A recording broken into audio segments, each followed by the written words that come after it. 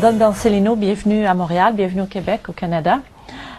Dans un premier temps, j'aimerais ça que vous nous parliez du silence, parce qu'on vit dans des sociétés tellement bruyantes, tellement, il y a tellement d'invasion mentale, on est tellement sollicité, et vous, dans vos livres, vous parlez beaucoup de l'importance du silence. Pour nous, le silence, c'est une énergie très puissante. Et je crois que dans le monde occidental, les gens parlent, et quelquefois pour rien dire. Et la parole, c'est une énergie puissante. On peut libérer avec la parole et on peut détruire avec la parole. De manière que le silence nous ramène les gens à l'intérieur de soi et le mental se calme pour que le cœur parle. C'est ça l'énergie du silence. C'est très mal connu ici en Occident. On connaît beaucoup de types d'énergie, mais le silence est très mal connu. Alors, quand je fais des stages, tout est en silence. L'heure de manger, par exemple, pour les Français, je ne sais pas pour les Canadiens, de langue française, c'est le moment en lequel les gens parlent. Et on peut commencer à 8 heures et on finit à midi. C'est quelque chose de sacré, parler del temps, de la pluie. Et si les gens ne parlent pas à l'heure qu'on mange, il y a quelque chose qui passe. Et quelqu'un coupe le silence. Il faut beau aujourd'hui. Hein?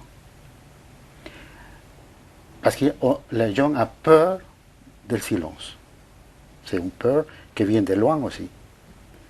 Ce n'est pas votre génération, mais je sais qu'il y a une génération où les enfants n'est pas à table, ou si les enfants sont à table, ils ne parlent pas. De manière qu'il y a toute cette dictature paternelle qui apparaît dans les gens. Alors, je l'ai dit, écoute, il faut déprogrammer ça pour rentrer dans quelque chose de nouveau. Et en ce moment, vous sentirez beaucoup de paix à l'intérieur pour éclairer tous ces nuages que vous avez dans la tête. Et les gens le font, ils retrouvent beaucoup de paix. Par exemple, le silence à l'heure de manger. On ne parle pas. On n'observe pas l'autre. On se serve à soi. Parce que le principe aussi du silence, c'est de commencer à s'aimer soi pour pouvoir aimer les autres. Toutes les traditions anciennes disent il faut aimer toi pour pouvoir aimer les autres. Sinon, tout est faux. Et je ne suis pas chrétien, mais je lis les livres sacrés, le Coran, la Bible. Il y a quelque chose de très fort dans l'hymne à l'amour. Elle dit, si je donne mon corps au feu pour les autres, mais je n'ai pas d'amour, ça ne sert à rien. Ça veut dire, les gens qui parlent trop, ça veut dire, il y a une névrosité, il y a une envie d'avoir une place, une envie de manipuler l'autre pour être aimé. Et alors, dans le silence, il se raconte qu'elle ne s'aime pas beaucoup et qu'elle demande l'amour de l'autre. Il le manipule pour pouvoir être aimé. Et dans le silence sort tout ça. Cette être magnifique qui habite en chacun de nous se réveille. Ça, c'est le fruit du silence, c'est la paix intérieure. Est-ce que cette paix peut durer toute la vie? Oui. Oui. Est-ce qu'il y a des problèmes, des souffrances? Mais si à l'intérieur de soi on est en paix, alors on peut faire face à beaucoup de choses. Comment on fait pour cultiver le silence dans des sociétés, dans des grandes villes où on est beaucoup sollicité, on a des téléphones cellulaires, on a des iPods, des iPhones, des Internets et tout ça. Comment vous suggérez à nous, les Occidentaux, d'entrer dans cet espace de silence? D'abord, il faut expérimenter le silence. Et ça s'expérimente on peut aller toute seule dans un lieu, au monastère, ne sais pas où, ou dans sa maison. tous les cellulaires, c'était toute la radio-télévision. Et cet espace, un jour, on ne répond pas. Et normalement, on fait silence, tout seul. Et je crois que c'est, pour notre corps, c'est une richesse aussi, pour se calmer de stress, que c'est l'ennemi numéro un des Occidentaux. Sont stressés, tout ce que vous me dites produit des stress. Et le stress produit des maladies. De manière que le silence aussi attire la santé du corps et de l'esprit. Voilà. Et je pense qu'il faut se déprogrammer ça. Dans un de vos livres, vous parlez justement de maladie comme étant le résultat, la maladie du corps étant généralement le résultat de pensées néfastes. Oui. Est-ce qu'on peut faire le lien que les gens qui pensent trop négatif, courent plus de risques de devenir malades? D'abord, il y a la phrase « je pense, donc je souffre ». Ça, c'est occidental. Je pense, donc je souffre. Alors, nous avons 4 corps. Il y a des gens qui se préoccupent de manger bio. Voilà, c'est bon pour le corps physique. Mais le corps émotionnel a besoin de nourriture bio aussi. Ça veut dire de bonnes émotions. Le corps énergétique a besoin de bonne nourriture, que c'est des énergies. Et le corps mental sont des croyances, des idées. Et se nourrit de ça, besoin de bonnes croyances, de bonnes idées. Alors, nous avons 4 corps. Et j'étais à donner une conférence à l'université de médecine pour les élèves. Le professeur m'avait invité, et je mentionnais les 4 corps. Et je dis, si vous nourrissez bien les 4 corps, vous ne serez pas malade. Alors, un élève se lève et me dit, mais c'est trop facile, don Marcelino, c'est simple. Je lui dis, c'est simple, mais cuán difficile est le mettre en pratique. Alors, là, imaginons la dépression. La dépression commence pour le mental. Je ne suis rien, je ne vaux rien, j'ai la poisse, tout ne marche pas. Ça commence pour le mental avec des idées noires. Tout cette chose, ça descend au corps énergétique. Je n'ai pas énergie, je n'ai pas des énergies. Ils ne sortent pas de la maison, ils s'enferment. Atterrit dans le corps émotionnel, elle pleure, elle est triste, rien va. Et apparaît une maladie dans le corps physique. Ça veut dire qu'on peut se rendre malade, sinon on ne nourrit pas ces 4 corps.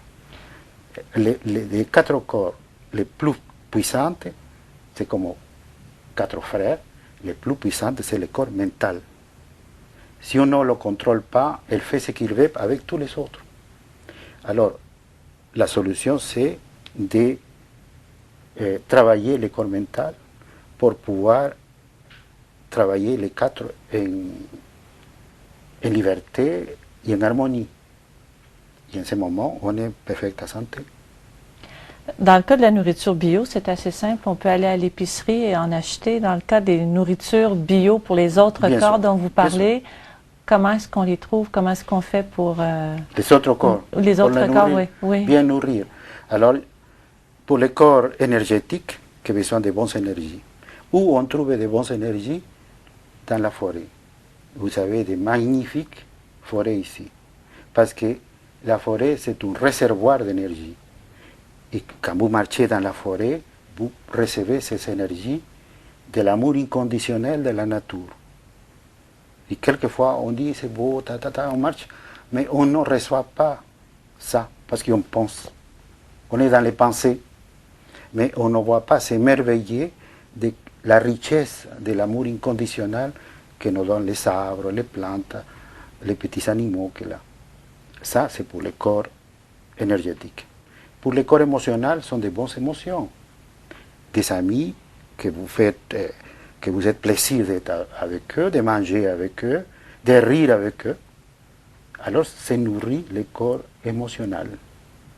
Et le corps mental, d'avoir de bonnes idées. Le mental se nourrit de ça. Parce que si les gens pensent en catastrophe, alors naturellement qu'elle nourrit mal le mental. Ou elle a peur de tout. Elle nourrit mal le mental. Alors, si on nourrit bien tous ces quatre corps, avec une bonne alimentation bio, on ne peut pas être malade. Vous parlez aussi dans vos livres, une des choses qui nous rend beaucoup malades en Occident, c'est la culpabilité. On a grandi dans des traditions judéo-chrétiennes, qu'on soit pratiquant ou non, c'est là. Alors que vous, dans votre tradition, la culpabilité, c'est même pas un concept, une idée qui existe. Comment est-ce qu'on fait pour vivre sans culpabilité? Oui, déjà la question comment on peut vivre sans culpabilité, déjà c'est très judéo-chrétien ça. Dans les Amérindiens, on vient expérimenter la vie. Et on a le droit de commettre des erreurs, parce qu'on ne sait pas tout. Par exemple, je trouvais des femmes qui avaient avorté quand elles étaient jeunes, 20 ans, et maintenant à 50 ans. Et elles ne se pardonnent pas cette erreur de jeunesse. Toujours, elles se sont coupables de ce qu'il a fait. Et je lui dis, écoutez, c'est facile maintenant que vous avez l'expérience. Mais ces pauvres filles de 20 ans, ils ne savaient pas rien. Elle était désespérée, son copain l'avait abandonnée, la famille ne voulait pas de cet enfant. Il n'y avait personne qui peut la conseiller. Alors regardez vous-même avec cette jeune femme pour retirer ses culpabilités. Cette jeune femme a fait une expérience. On vient expérimenter la vie et après d'un moment, on part aussi à cette autre réalité. C'est pour ça que chez nous, il n'y a pas de culpabilité. On expérimente la vie et on a le droit des erreurs. On a le droit de commettre parce qu'on ne connaît pas tout. À 20 ans, on ne connaît pas comme une femme de 50 ans, un homme de 50 ans.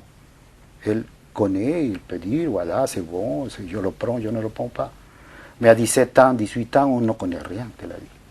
Donc, c'est développer de la compassion pour soi-même et apprendre à se pardonner. S'aimer soi-même. Pas la compassion, s'aimer. Et dire, j'ai le droit d'avoir commis des erreurs. Mais une fois ça va, deux fois ça va, mais troisième fois c'est idiot. Répéter l'histoire. Voilà. Ça c'est idiot. C'est pour ça que dans la tradition amérindienne, n'existe pas cette culpabilité que le judéo-christianisme. Comment vous ne pouvez pas être coupable si vous êtes sur le péché original, vous naissez sur ce péché original. Même si vous n'êtes pas croyante, catholique ou chrétien, vous êtes une culture judéo-chrétienne. Ce n'est pas la culture islamique, c'est la culture judéo-chrétienne qui a infecté l'être humain de la culpabilité. Je trouvais des gens athées qui se sont coupables. Mais se sont coupables parce qu'elle est malade, elle est professeur, elle doit donner son cours, et elle dit, comment je peux laisser, il y a autre personne qui me va remplacer, et je n'ai pas le droit de faire ça. Et elle va à son cours avec la fièvre de 40. Et naturellement, qu'elle tombe, et en ce moment, le directeur lui dit, écoute, allez à votre maison. Là, ils se sentent bien. Mais ils se sont coupables. Je lui dis, vous n'êtes pas indispensable. Je lui dis, écoutez, vous n'êtes pas indispensable. Si vous mourrez, autre va remplacer. À quoi bon se sentir coupable? Ça veut dire qu'il y a des gens qui ne croient en rien, mais ça introduit dans toute la pensée des occidentaux, ils se sont coupables de tout. Voilà. Alors, retirer ces culpabilités, c'est tout un travail. Comment on fait? Je crois que quand les gens qui viennent à me parler, ils se sont coupables de beaucoup de choses. Hein. Il y a des choses du passé qui sont coupables. Je viens de répéter, vous avez le droit d'avoir expérimenté la vie et vous avez le droit à l'erreur de commettre des erreurs. Vous avez le droit. C'est un droit. C'est impossible que quelqu'un ne commette une erreur dans sa vie.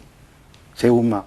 Vous parlez de la guérison totale et vous faites beaucoup de guérison, la guérison de l'être, pas seulement la guérison du corps, lien avec les générations passées et les générations à venir.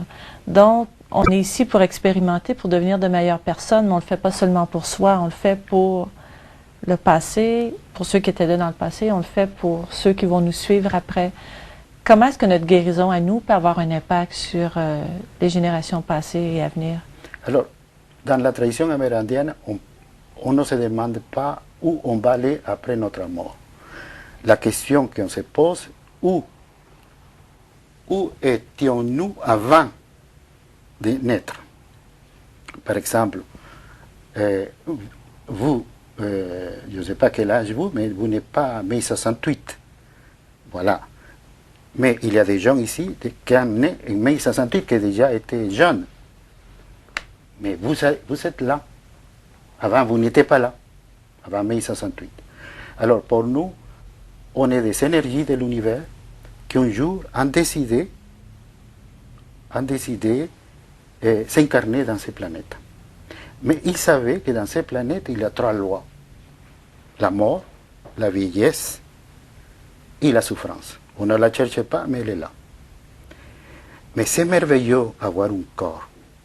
C'est ça qui est le problème. C'est merveilleux avoir un corps, toucher, sentir, faire l'amour, etc. C'est merveilleux. Une énergie ne peut pas faire ça. Et elle savait que quand elle fait le plongeon pour l'incarnation, elle perd sa mémoire de cette connaissance de l'univers. L'amour infini, la paix infinie. Alors il plonge avec la mission, elle choisit papa, maman, vous savez, son arbre généalogique, avec comme mission purifier cet arbre généalogique. C'est sa première mission. La purification des arbres généalogiques, peut-être dans ces familles, il y a des suicides, il y a des alcooliques, il y a des drogués, elle a sa mission de purifier. Première mission, et après autre mission, se marier ou pas, avoir des enfants ou pas, etc. Sa profession aussi. Alors il plonge avec ces missions de purification des arbres généalogiques. Mais peut-être il ne le sait pas. Mais tout ce qui fait du bien, sans le savoir, purifie cet arbre généalogique dans sa vie. Tout ce qui c'est devenir de plus en plus humain. On ne cherche pas à devenir spirituel, parce qu'on est déjà. On cherche à devenir de plus en plus humain. Ça veut dire quoi, être de plus en plus humain? Plus humain. Par exemple, nous sommes, l'animal humain est en mutation. Pour devenir avec un homme avec H majuscule, homme-femme avec H majuscule. Il y a des gens qui l'en font déjà. Martin Luther King, Jésus, Bouddha, Mahomet, sont des gens et autres qu'on ne connaît pas, qui ont laissé une empreinte dans l'histoire de l'humanité. Une empreinte.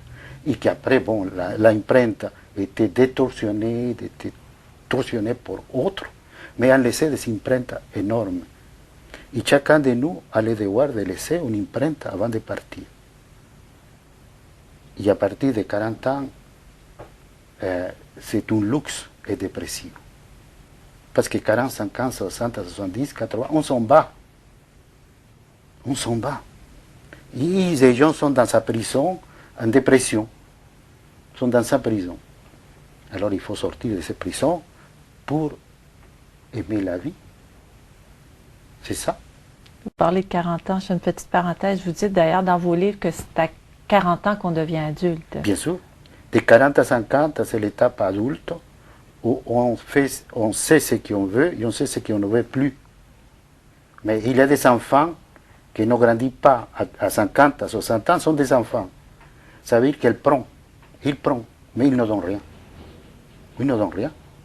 Parce que l'amour, c'est donner et recevoir. Il y a d'autres qui arrivent très peu à l'amour inconditionnel, très peu. Mais la grande majorité connaît donner et recevoir. Si votre copain seulement demande, c'est un enfant, l'enfant demande. Il ne donne rien. Et quand vous ne le donnez là, il se met en colère. Elle pleure. Tu ne m'aimes pas. Elle culpabilise. Elle vous culpabilise. Voilà. Ou vous demande, est-ce que tu m'aimes? Tout le temps. Pour se rassurer, comme un enfant. Pour se rassurer. Et naturellement que ça ne marche pas. Ça veut dire qu'on doit vivre sa vie de 40, 50, 50, 60 60, 70, c'est la sagesse. À partir de 50 ans, c'est la sagesse. On a expérimenté la vie. Et maintenant, toute cette expérience, c'est pour donner à la génération qui vient. C'est pour ça que dans les communautés amérindiennes, il n'y a pas de psychologues. C'est les anciens que les gens viennent à consulter parce que c'est l'expérience de la vie. Les couples viennent à les consulter. Vous savez, les anciens ont un rôle dans la communauté. Ici, on le met à la maison de retraite, ça s'appelle ici, non? Le met à la région, et elle devient fou, ces personnes, parce qu'ils ne donnent rien. Ils ne peuvent pas donner cette énergie.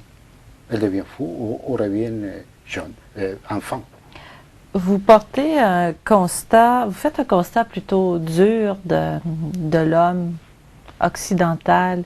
Vous dites que dans très peu de cas, ils deviennent des êtres humains, sont encore des mutants. Non, je parle de tout ça, de tous les êtres humains, attention. Parce que les Indiens ont fait des bêtises, les Africains ont fait des bêtises, mais les gens qui ont des pouvoirs, c'est l'Occident. Hein? C'est l'Occident. Dans les Nations Unies, les 4 pays qui sont représentés, l'Angleterre, la France, Russie, Chine, sont les premiers qui vendent des armes. Les autres nations, les Nations Unies, quand se réunissent, il a le pouvoir de proposition, mais non, pas de pouvoir de décision. Vous savez que ce n'est pas démocratique non plus.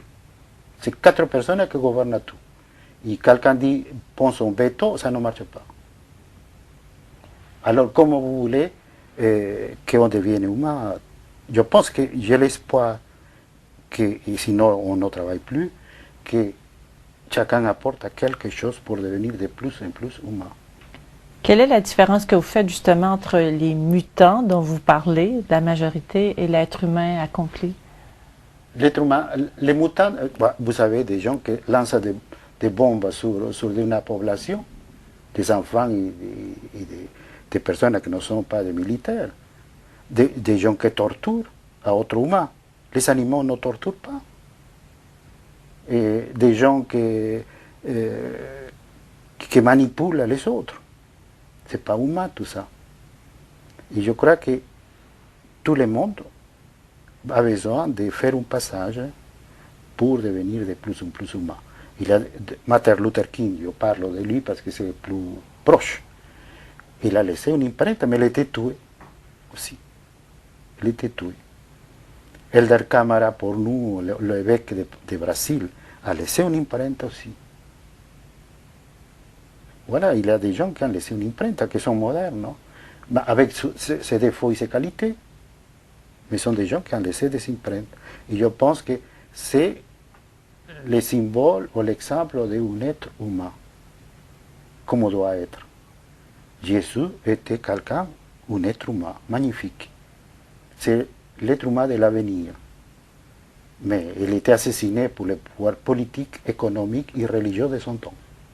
Il était trop innocent. Il s'est mis dans un nid de vipères.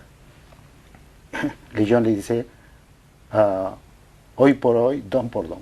Il disait, priez pour vos ennemis. Toute la contradiction, c'est pas possible. Pourquoi prier pour ses ennemis? Parce que l'ennemi, c'est partie de nous aussi. C'est l'autre visage que nous avons. Ça, c'est révolutionnaire. Prier pour les ennemis, les chrétiens ne le font pas. Hein. Très peu de chrétiens le font. Prier pour ceux qui nous détestent. Prier pour les ennemis, c'est révolutionnaire. C'est comprendre l'essence de l'humanité. Et prier pour des ennemis, ça veut dire leur envoyer une énergie en laquelle elle ne peut pas nous envoyer la négativité. C'est pour ça que Jésus a dit, priez pour vos ennemis. Ce n'est pas facile, je sais, mais c'est révolutionnaire. Alors si vous priez pour vos ennemis, les gens que vous détestent, que vous sentez la colère contre eux, alors ça change. Contrairement à ce que l'on pourrait croire, on a l'impression, nous en Occident, de vivre dans une assez grande liberté. Mais vous dites que la société capitaliste, au contraire, a fait de nous des êtres emprisonnés, des esclaves de ce système-là. Comment vous expliquez ce paradoxe apparent entre cette liberté extérieure et cette prison intérieure? Parce que les Amérindiens ont vécu, je parle du Pérou, les birois, vous savez, les rois, un représentant des rois, dans un système monarchique. Ont vécu le féodalisme, des grands propriétaires de terrain, voilà. Ont vécu le modernisme, la machine, les ouvriers, tout ça. Ce sont des systèmes créés pour l'homme, inventés pour l'homme. Et maintenant, c'est le système capitaliste, inventé pour l'homme, avec des lois, quand même. C'est pas... Et je pense que maintenant, on arrive à le déclin de ce système et que va naître autre chose, créé pour l'homme, plus humain, plus fraternel. Mais il faut préparer cet homme pour qu'il remplace un système pour autre. Vous êtes né dans le système capitaliste de manière que vous croyez qu'il n'existe pas autre chose. Les gens, je ne parle pas de vous, les gens ont vécu ceci comme l'Union soviétique. Les gens qui étaient dans l'Union soviétique croyaient que c'était éternel ce système. Et tout d'un coup, ça tombe, ça se casse, et ils sont désorientés. Culturellement, émotionnellement, ils deviennent fous. Mais le crash que nous avons maintenant, je pense que c'est un passage à créer autre système différent. C'est ça. Avez-vous des exemples de cette prison dont vous parlez? De quelle façon est-ce qu'on est prisonnier de soi-même et d'un système? Par exemple, les gens qui, un employé, n'importe où, un employé, il travaille parce que c'est l'unique manière de pouvoir manger. Un ingénieur, il donne sa connaissance, il vend sa connaissance, il le vend pour tant de temps, il le vend. Mais il doit obéir aussi à ses patrons. Même s'il n'est pas d'accord, il doit obéir déjà. Il est dans une prison, il doit obéir. Naturellement, il a des vacances pour se bronzer, etc., pour qu'il soit bien de santé et qu'il vienne autrefois travailler en bonne santé. Ce n'est pas innocent tout ça. Et elle croit que c'est ça, et après la retraite, maintenant en France ça commence la lutte à 60, à 62 ans, et elle dit, maintenant, je n'ai aucun pouvoir, je suis dans la maison, ma femme est à la maison, les enfants sont grands, qu'est-ce qu'ils ont fait tous les deux? Qu'est-ce qu'ils ont fait? Est-ce qu'on se continue à aimer ou pas?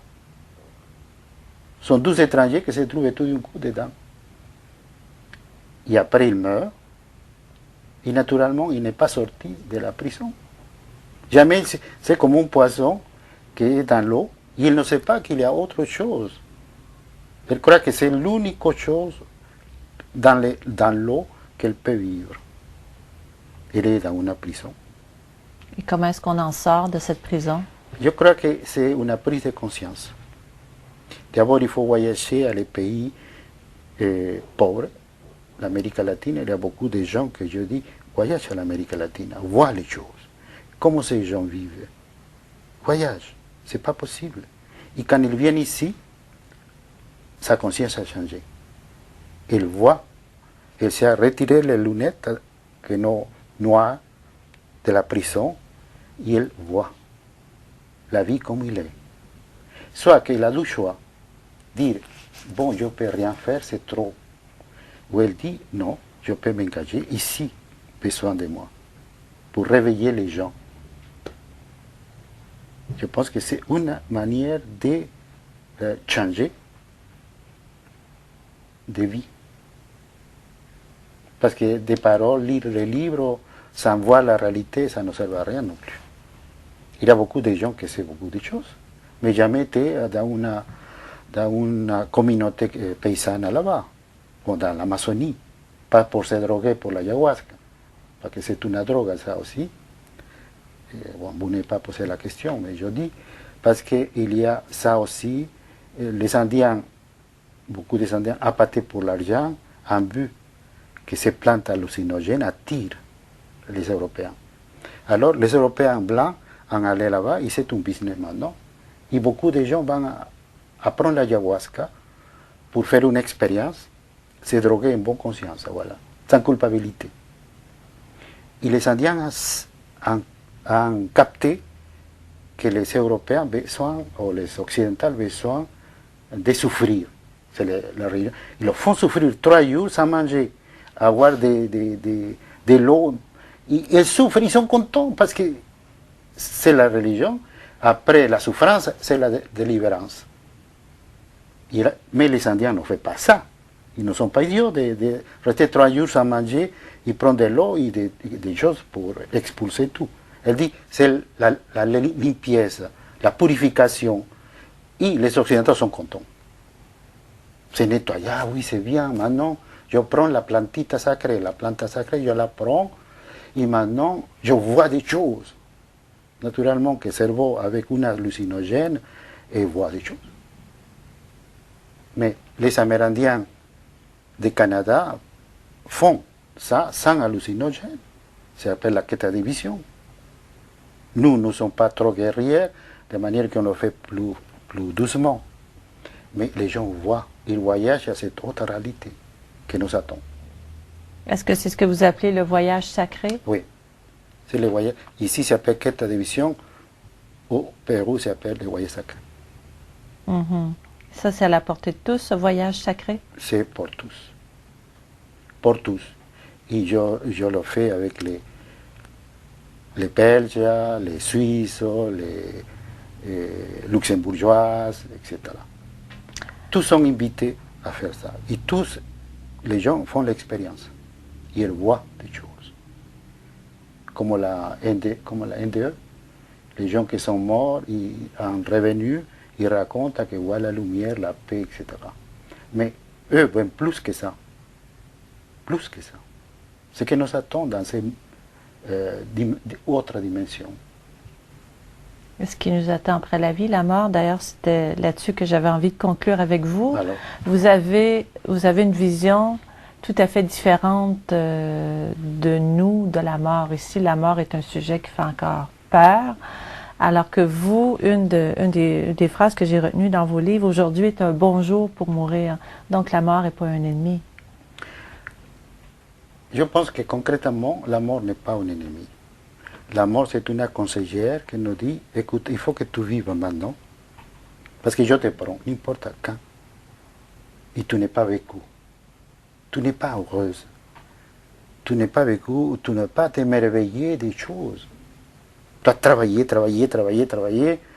et à la fin, que t'attends? Tu vas laisser tout ici. Ta maison, ton chien, ton chat, ta profession, ta carte d'identité, reste ici, tu ne prends rien là-bas. Vive. C'est une bonne conseillère. Vive. Tu n'es pas vécu. Et c'est triste pour des gens qui arrivent à la porte de la mort, ils sont conscients, ils se posent la question, est-ce que j'ai vécu? Et si la réponse est non, c'est trop tard. Totalement tard pour ça. Alors je pense que c'est ça.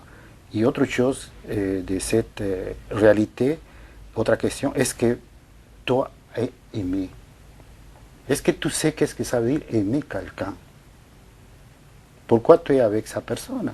Peut-être parce que c'est un bon compagnon. Peut-être parce qu'elle a une bonne position économique. Peut-être parce que elle est gentille. Ça aussi. Mais est-ce que tu l'aimes? Et j'étais surpris parce que je commence à faire une enquête en France. Je pose la question à des hommes et des femmes. Et ils me disent réellement, je ne sais pas qu'est-ce que c'est aimer quelqu'un. Je ne sais pas qu'est-ce que c'est aimer. Et pourquoi vous êtes avec sa personne? Mais elle est gentille. Nous sommes 3 ans, 4 ans, 10 ans. Bon, elle est gentille, et je l'aime comme un ami. Mais c'est tout. Mais qu'est-ce que ça veut dire aimer? À perdre la raison. Parce qu'il n'y a pas de raison dedans. Donc avant de mourir, quelles sont les questions importantes auxquelles on devrait être capable de répondre?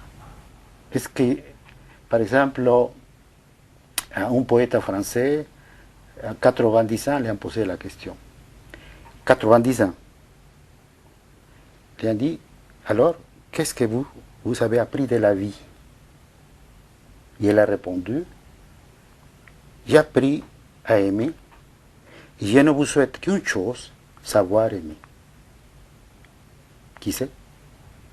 Louis Aragon. Ah, voilà. Voilà, 90 ans, il a dit, c'est unique chose, très courte. Je vous souhaite savoir aimer. Je pense que ces deux choses, avant de partir à cette autre réalité, il faut l'expérimenter ici. Don Marcelino, je vous remercie. Merci à vous, merci à l'équipe.